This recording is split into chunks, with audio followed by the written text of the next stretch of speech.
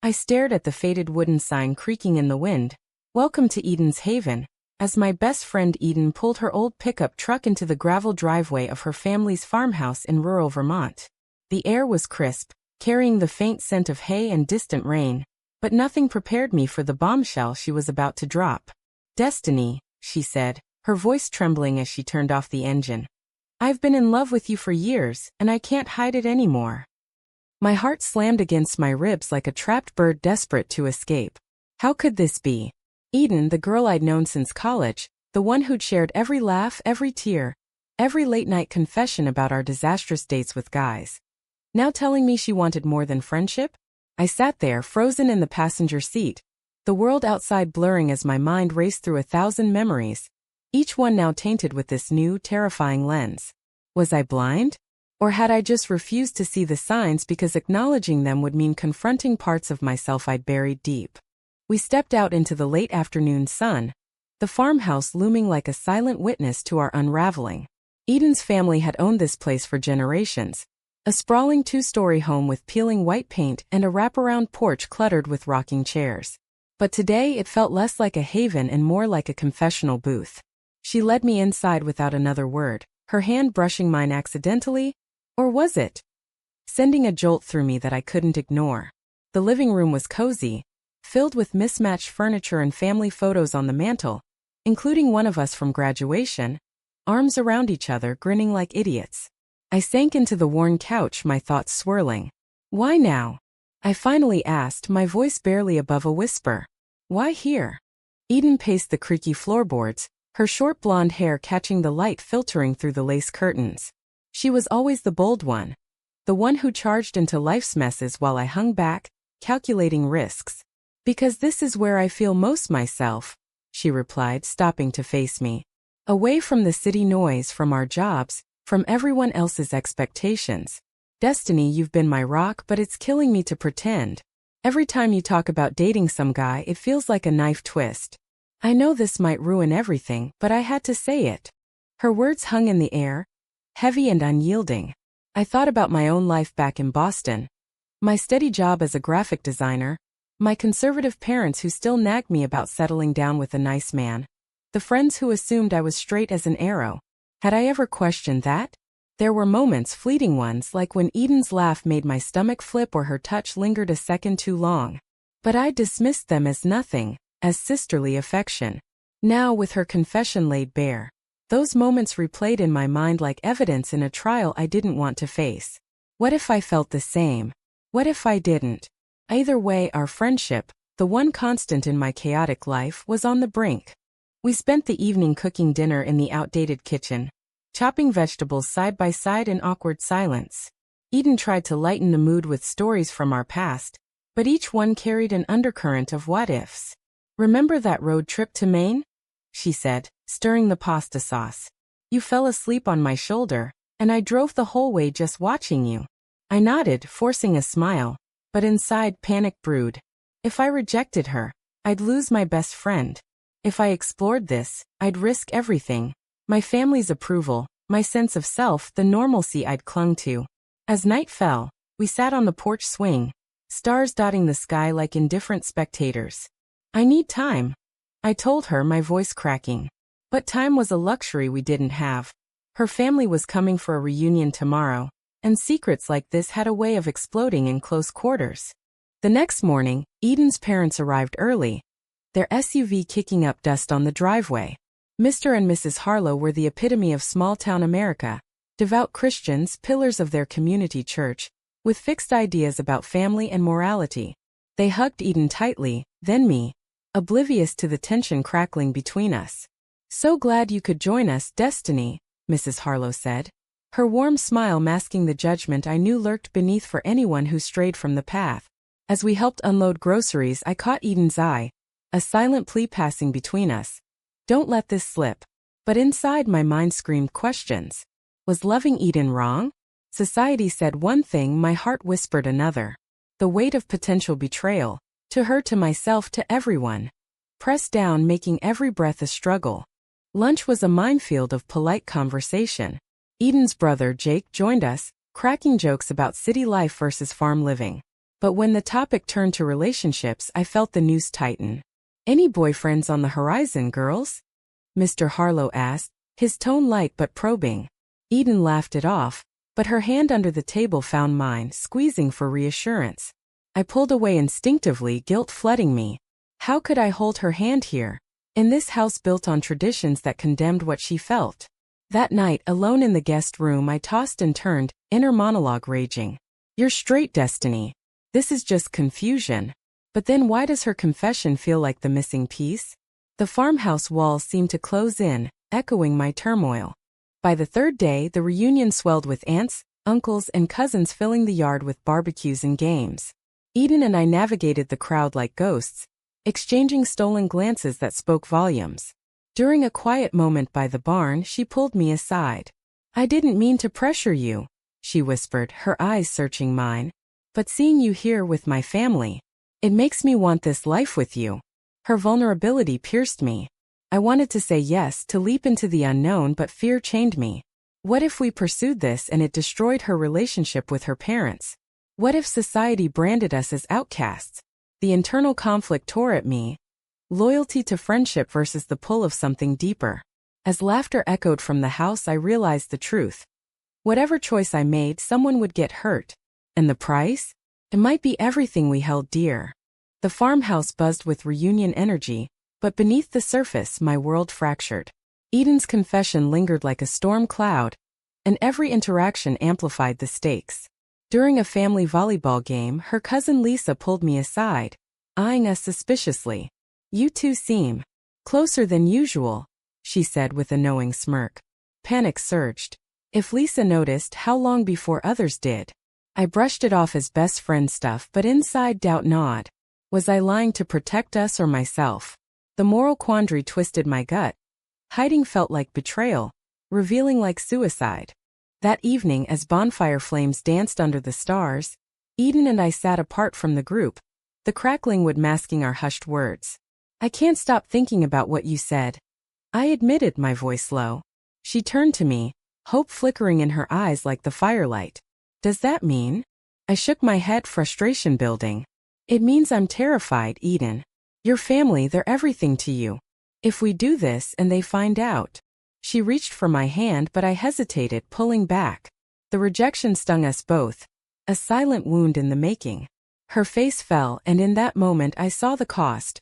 Her heart breaking piece by piece because of my indecision. Sleep evaded me that night, my mind a battlefield of what-ifs. What if I embraced this love? Visions of stolen kisses, shared futures flashed, but so did the backlash. Disapproving stares in our Boston circles, whispers at work, the potential loss of clients who clung to outdated views. And her parents? Devout as they were, they'd see it as a sin, a deviation from God's plan. I'd witnessed their reactions to those kinds on TV, the subtle shakes of head, the prayers for salvation. Pursuing Eden meant dragging her into that fire, forcing her to choose between love and blood. The ethical weight crushed me. Was my fear selfish or protective? Morning brought no relief. Eden's mother cornered me in the kitchen while I poured coffee. "You've been quiet, dear. Everything all right?" Her concern was genuine, but laced with expectation. I nodded, forcing a smile, but inside resentment brewed. Not at her, but at the society that made honesty impossible. Why couldn't love just be love? As the day wore on, Eden grew distant, her usual spark dimmed. During a walk to the nearby pond, she finally exploded. "Destiny, your silence is killing me. If you don't feel the same, just say it." Tears welled in her eyes and my heart ached. "I do feel something," I confessed, the words tumbling out. "But it's complicated. What about the world out there?" Her response was fierce, fueled by years of suppressed emotion. "The world? Screw the world. We've faced worse together."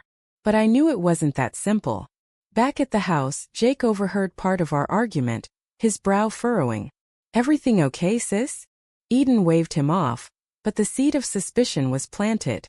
That night, as relatives departed, the farmhouse emptied, leaving just us and her parents. The quiet amplified our tension. In the guest room I paced, inner thoughts raging. "You're a coward, Destiny. She's offering her heart, and you're too scared to take it. But the risks, oh the risks. Losing her family would devastate her, and I'd be the cause. The next day, Eden suggested a drive to clear our heads. We wound through Vermont's rolling hills, the scenery a blur as we talked. I came out to myself years ago, she revealed, gripping the wheel. But hiding it from everyone. It's exhausting. Her vulnerability cracked my defenses. I shared my own doubts, the internalized homophobia from a upbringing where different meant wrong. For the first time we held hands openly in the car, a small act that felt revolutionary. But joy was short-lived. Upon returning, Mrs. Harlow waited on the porch, arms crossed. "We need to talk," she said, her tone ominous. My stomach dropped. Had she seen something? The confrontation unfolded in the living room, a powder keg igniting. "I found this," Mrs. Harlow said, holding up Eden's journal, left carelessly open. Pages filled with poems about unspoken love, my name woven in. Eden's face paled. "Mom, that's private." But the damage was done. Mr. Harlow joined, his voice booming. "Is this true? Are you one of them?" The word "them" hung like a slur, slicing through the air. Eden stood tall, but I saw the tremble in her hands. "Yes, Dad. I love Destiny." The admission shattered the room's fragile peace. I wanted to speak, to defend us, but fear paralyzed me. Instead, I watched as her parents' faces contorted in shock and disappointment. Tears streamed down Mrs. Harlow's cheeks. "How could you? We've raised you better." Eden's retort was sharp. "Better than what?" "Loving someone." The argument escalated, voices rising in a cacophony of hurt. I finally found my voice. "Please, this isn't about sin. It's about us." But Mr. Harlow turned to me, betrayal in his eyes. "You? I thought you were a good influence." The accusation stung, implying I was the corrupter. Eden defended me fiercely, but the rift widened. That night, she packed a bag, declaring she'd leave if they couldn't accept her. I begged her to stay, but inside, guilt consumed me. My hesitation had forced this moment. As we drove away under cover of darkness, Eden sobbed in the passenger seat. "I lost them because of this." "No, because of me," I thought silently. The highway stretched ahead, a metaphor for our uncertain path. In Boston, we'd face more judgments, from friends who might not understand, colleagues who could distance themselves. The social pressure loomed, a constant reminder of the price we paid. But in that car, holding her hand, a spark of defiance ignited. Was this love worth the wreckage? My heart said yes, but the doubts whispered no. Back in Boston, the city lights felt mocking, a stark contrast to the farmhouse's isolation where our secret had exploded. Eden crashed at my apartment, her belongings in duffel bags like a refugee from her own life. We tiptoed around each other, the weight of her parents' rejection hanging heavy. "They'll come around," I said, but even I didn't believe it. Inside, my mind churned. Had I pushed her too far? By not committing sooner, I'd let the confession fester until it burst. Now she paid the price, exiled from family, branded the black sheep. Days blurred into tense routines. At work, I designed logos with mechanical precision, but my thoughts drifted to Eden's pain. She job hunted from my couch, her usual fire dimmed by heartbreak. One evening she broke down. "They haven't called, Destiny. Not once." I held her as she cried, guilt twisting like a knife. This was my fault. If I'd rejected her outright, she'd still have her family. But the truth was I couldn't reject her. I was falling hard and fast into this forbidden love. The moral dilemma clawed at me. Was pursuing happiness selfish if it destroyed others? Social ripples began. Our mutual friend Sarah invited us to a dinner party, oblivious to the shift. There, amid clinking glasses, questions arose. "Where's Eden staying?" someone asked. We exchanged glances and Eden, ever bold, said, "With Destiny. We're together now." The room fell silent, then erupted in awkward congratulations mixed with side eyes. Later, Sarah pulled me aside. "Is this for real? I mean, you were always so straight." Her words stung, echoing societal norms I'd internalized. That night, alone in bed while Eden slept on the couch, I wrestled with identity. Who was I, really? The girl who dated men to fit in, or the one whose heart raced for Eden? The backlash intensified. Eden's phone finally rang. Her brother Jake, not her parents. "They're devastated," he said. Dad's talking about cutting you off. Eden hung up, face ashen. They want me to choose them or you. The ultimatum hit like a gut punch. She looked at me, eyes pleading for guidance, but I had none. Inside, panic surged. If she chose them, I'd lose her. If me, she'd regret it forever. We argued that night, voices echoing in my small apartment. You can't give up your family, I shouted. And you can't keep me at arm's length, she fired back. The confrontation exposed our fractures, her impatience my caution. Seeking solace, I confided in my own mother over lunch. Eden and I, we're more than friends. Her fork clattered. What do you mean? I explained, heart pounding. Her response was measured but cold. Destiny, think about your future. Marriage, kids, the normal life. Normal. The word burned. She didn't yell, but the disappointment was palpable. A quiet condemnation rooted in her traditional values. Driving home, tears blurred the road. Society's script demanded heteronormativity. Deviating meant isolation. Was love worth this exile? Eden waited at home, hopeful. How'd it go? My silence said everything. We decided to fight, attending a local LGBTQ support group. Their stories of similar struggles offered comfort, but also warnings: lost jobs, estranged kin. One woman shared her partner's betrayal under pressure, choosing family over love. The tale haunted me. Back home, Eden proposed moving in together fully. Let's build our own family. I agreed, but doubt lingered. What if external forces broke us?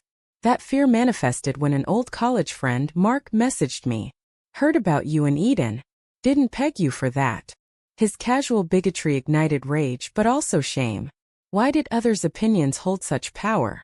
Tensions peaked at a family event, my cousin's wedding. I brought Eden as my +1, a bold declaration. Whispers followed us. Is that her girlfriend? My aunt pulled me aside. Your parents are worried. This isn't you. The judgment fueled defiance, but inside it eroded me. Eden sensed it, her hand tightening on mine. We can leave. But staying felt like a stand. During toasts, my father avoided eye contact, a silent disownment. The night ended in tears, Eden comforting me. They're wrong, not us. But the damage accumulated, each slight a brick in the wall of isolation. Then came the betrayal. Eden's ex-girlfriend from college, Mia, resurfaced via text. Heard you're out now. Miss you. Eden showed me, laughing it off, but I saw the hesitation. In a moment of weakness amid our fights, she met Mia for coffee just to talk. I found out accidentally, scrolling her phone in paranoia. Why? I demanded, heart-shattering. Because you're always pulling away, she yelled. The argument raged, accusations flying. Her of impatience, me of cowardice. Trust fractured, the price of our choices evident. We slept apart, the apartment cold despite summer heat. Reconciliation attempts followed, but scars remained. Eden apologized profusely, swearing it was nothing. I forgave, but doubt seeded. Society's pressures amplified internal rifts. We weren't just fighting each other, but the world. A therapy session helped unpacking traumas, her repressed sexuality, my fear of abandonment. Progress was slow, but glimmers emerged. Yet, as autumn approached, her parents reached out. A conditional olive branch demanding she seek help for her confusion. The offer tempted her, I could see it. What if I go just to talk? She asked. My heart sank. Choosing them meant losing me. The crossroads loomed, a test of our bond. Fall leaves carpeted Boston streets, mirroring the decay in our relationship. Eden's temptation to reconcile with her parents gnawed at us, a constant undercurrent. It's not about choosing them over you, she insisted during a heated dinner. It's about healing. But I saw the lie. Healing meant denying us. Inside, betrayal's ghost haunted. Her meeting with Mia, a symptom of deeper cracks. How could I trust when external forces pulled her away? The moral tightrope stretched thin, was holding on selfish or letting go compassionate. We attended couples counseling, the therapist probing our wounds. Society's not kind to relationships like yours, she said. But you must decide if it's worth the fight. Eden nodded vigorously, but her eyes betrayed uncertainty. Post-session, we walked hand in hand through the park, a rare moment of peace. Yet, even there, stares from passers-by reminded us of our otherness. A kid pointed, his mother shushing him. The incident sparked anger in Eden. Why can't they just leave us alone? Her frustration mirrored mine, but I internalized it, questioning if we'd invited this by defying norms. Family pressures mounted. My parents invited me home for Thanksgiving, alone. We love you, but we need time, Mom said over the phone. The exclusion stung, forcing a choice, them or Eden. I declined, opting for a quiet holiday with her. But resentment brewed. Why must love come with ultimatums? Eden's side worsened. Jake relayed her parents' plea. Come home, we'll get you therapy. She wavered, admitting in a tearful confession. I miss them so much. Her vulnerability cracked me. Pushing her toward us felt manipulative. Toward them, sacrificial. The internal conflict raged. What was right? Preserving family or authentic love? A turning point came at work. My boss, overhearing office gossip about my lifestyle, passed me over for a promotion. We need someone who fits the company image, he implied. The discrimination fueled rage but also defeat. Sharing with Eden, she exploded. See? This is what we're up against. We channeled it into activism, joining a pride march. Surrounded by allies, hope flickered, maybe society could change. But reality intruded. A counter-protester yelled slurs, shaking our resolve. That night, Eden dreamed of her farmhouse childhood, waking in tears. I want both worlds. Impossible, I thought silently. Betrayal struck again, this time from me.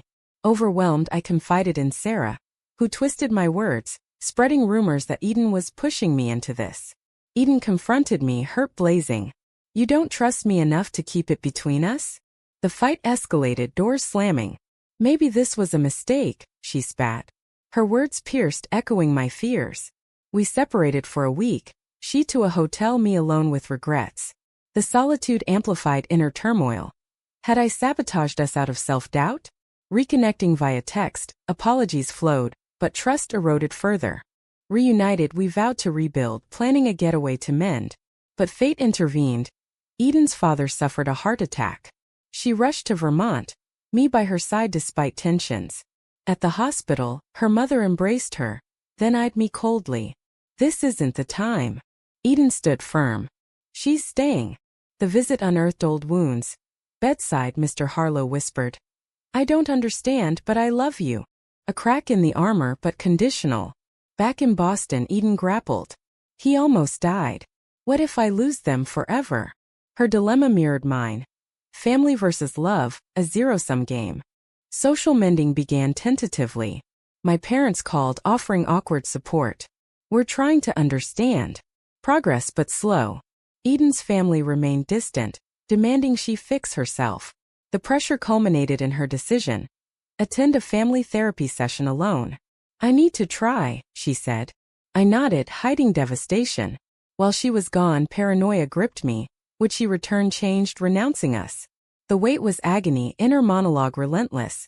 You've lost her. This is the price of defiance. She returned transformed, but not as feared. They want me to deny who I am, she said, packing her things from the farmhouse era. I can't. Relief washed over me, but so did realization. Her choice cost her inheritance, her roots. We celebrated quietly, but shadows lingered. Friends like Sarah distanced themselves, labeling us drama queens. The isolation bonded us, yet highlighted sacrifices. Was this awakening worth the pain? Eden's resolve strengthened mine. Together we faced job hunts, seeking inclusive environments. Highs followed lows. We moved to a progressive neighborhood, building a chosen family. But echoes of betrayal persisted. Mia's occasional texts, my lingering doubts. A final confrontation arose when Eden's mother visited unannounced. Please come home, she begged. Eden refused. Not without destiny. The standoff ended in tears, her mother leaving with a Bible verse about redemption. The rejection hardened Eden but broke something inside. Why can't they accept me? She whispered that night. Holding her, I pondered the ethics. Were parents wrong for clinging to beliefs, or we for demanding change? As winter set in, our bond deepened amid trials. Yet, questions loomed. Could we sustain this against relentless opposition? The answer came in small victories. A promotion for me at a new firm, Eden's art selling online. But the cost tallied. Lost relationships, emotional scars. In quiet moments I reflected. Love demanded sacrifice, but how much was too much? Snow-blanketed Boston, a white shroud over our turbulent year. Eden and I navigated the holidays together, creating new traditions amid the ruins of old ones. We decorated a tiny tree in our apartment, stringing lights that flickered like hesitant hope. But beneath the cheer, unresolved tensions simmered. Her family's silence was a deafening void. Mine's tentative outreach felt like pity. Inside, I questioned every step. Had our love been a catalyst for growth or destruction? The moral ambiguity haunted. Right and wrong blurred in the face of human frailty. Daily life tested us. Eden's art career flourished, but commissions dried up after a client discovered our relationship. Bigots, she muttered, brushing it off, but I saw the toll. My own work stabilized, yet office whispers persisted. We leaned on each other, but dependency bred resentment. During a rare date night, she snapped over a minor disagreement. "You're always so cautious." Her words reopened wounds. I retreated inwardly. Maybe caution was wisdom in a world stacked against us. The argument fizzled but left embers of doubt. A breakthrough came via an unexpected ally, Jake. He visited, bearing olive branches. "Mom and Dad are struggling, but they miss you."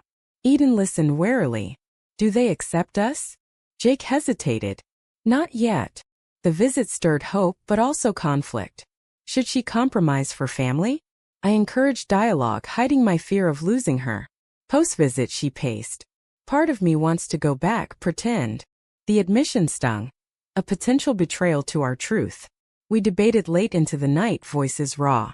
"Pretending would kill me," I said. She nodded, but her eyes betrayed longing. Society's grind continued. At a community event, we faced overt hostility. A heckler shouting about family values. Eden confronted him, fierce and unyielding, while I froze. Her bravery shamed me. Why couldn't I match it? That night, self-reflection consumed. My indecision had prolonged our pain. Perhaps full commitment was the key. We renewed vows privately, promising unwavering support. But promises frayed under pressure. When my mother invited us for dinner, a test loomed. "Be open," I urged Eden. The evening was tense, questions veiled as concern. "Is this a phase?" Dad asked. Eden's retort was measured. "Love isn't a phase." They didn't embrace us but didn't reject, a fragile truce. Eden's resolve wavered again when her father called, post-recovery. "We want you home for Christmas." No mention of me. She agonized, the pull of blood strong. What if I go alone? The suggestion felt like abandonment. I exploded. After everything? Tears flowed, accusations of selfishness. She stormed out, returning hours later. "I can't lose you too." Reconciliation sexless but intimate, we clung to each other. Yet, the incident exposed vulnerabilities. Love's fragility amid external storms. Awakening dawned gradually. Eden started a blog, sharing our story anonymously. Responses poured in, support, shared pains, even from closeted readers. It empowered her, diminishing family voids. I joined, co-authoring posts on navigating prejudice. The platform became our therapy, transforming hurt into advocacy. But backlash followed, trolls, threats. One message chilled. "You'll regret this." We reported it, but fear lingered. Was exposure wise or reckless? The debate intensified our bond, forcing growth. Climax arrived with her parents' surprise visit. They stood at our door, faces etched with regret. "We've been praying," Mom said. "We don't understand, but we love you." Eden embraced them, tears streaming. I hung back, wary. Over coffee, awkward conversations unfolded. Dad admitted ignorance. "We feared for your soul." Eden challenged gently. "My soul is fine." No full acceptance, but a start. As they left, promising more talks, hope bloomed. But I pondered the cost. Years of pain for this inch of progress. Our relationship evolved, stronger yet scarred. We planned a commitment ceremony, small and defiant. Friends attended, those who stayed true. Absent families stung, but we forged ahead. In quiet moments, Eden reflected. Was it worth it? I nodded, but inwardly questioned. Society shifted slowly. Our story was one drop in an ocean. Yet, personal victories mattered, self-acceptance, mutual love. As spring approached, renewal felt tangible. Eden's art sold to inclusive galleries. My career advanced. We volunteered at support groups paying forward. But echoes of trauma remained. Trust issues, lingering fears. In therapy, we unpacked healing incrementally. The journey taught harsh lessons. Love demanded sacrifice, resilience, unyielding truth. Looking back, from that farmhouse confession to this hard-won peace, the path was littered with wreckage. Families mended partially, societies inched forward, but at what price?